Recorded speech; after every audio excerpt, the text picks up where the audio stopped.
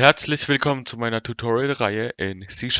Heute bespreche ich mit euch in dem letzten Video das Thema Fehlerbehandlung.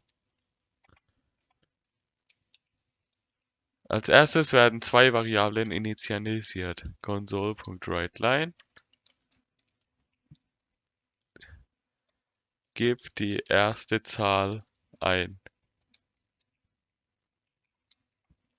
Int dividend ist gleich convert.toInt32 console.readline und dann initialisieren wir eine weitere Variable, gibt die zweite Zahl ein,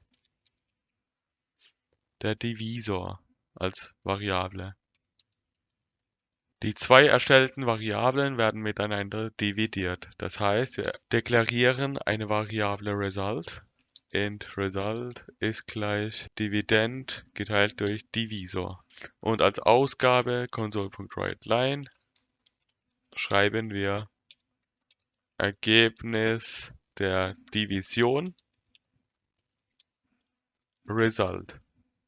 Führen wir das Programm jetzt aus und geben jeweils die Werte für den Dividenden 7 und für den Divisor die 2 ein, dann erhalten wir als Ergebnis den Wert 3.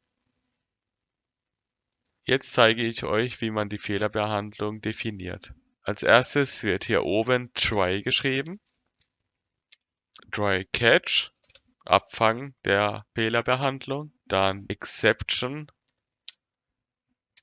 und hier console.writeLine,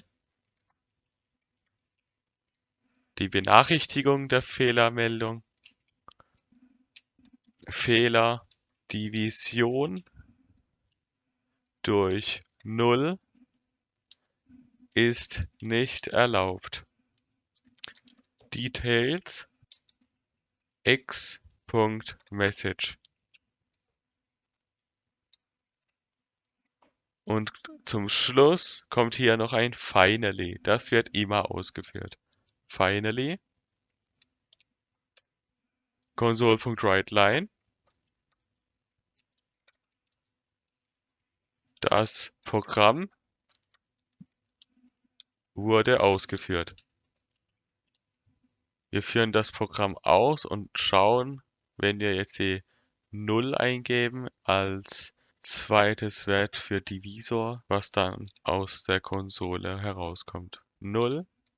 Wir erhalten eine Fehlermeldung. Division durch 0 ist nicht erlaubt. Divide by 0 ist die Fehlermeldung. Das heißt, wir können auch statt nur Exception, können wir auch Divide by 0 Exception schreiben.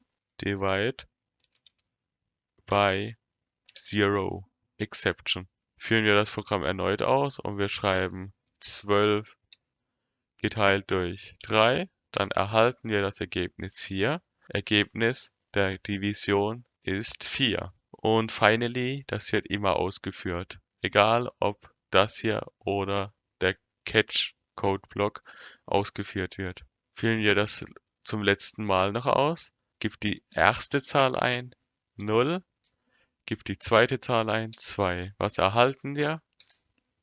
Das Ergebnis ist 0 der Division und der finally Code Block wird immer ausgeführt. Das Programm wurde ausgeführt.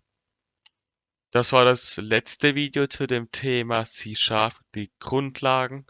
Und ich hoffe, es hat euch gefallen und vielen Dank für eure Unterstützung. Ich werde mich jetzt nun im Gaming widmen. Das heißt, ich werde Let's Plays veröffentlichen oder auch RPs. Und das Coden an sich werde ich jetzt erstmal einstellen. Sollte ich damit weitermachen, dann werde ich euch benachrichtigen unter Discord oder unter meinem YouTube-Kanal. Und wo ich das dann streamen werde, mein Gaming-Content wahrscheinlich auf. Wo ich mein Gaming-Content streamen werde, das überlege ich mir noch. Und ich halte euch auf den Laufenden auf meinem Discord-Server. Und ja, das war's eigentlich. Und wenn euch das Video gefallen hat, dann lasst ein Like da, abonniert und teilt meinen YouTube-Kanal. Wir sehen uns dann im nächsten Video bei dem Gaming-Content. Bis dann. Ciao.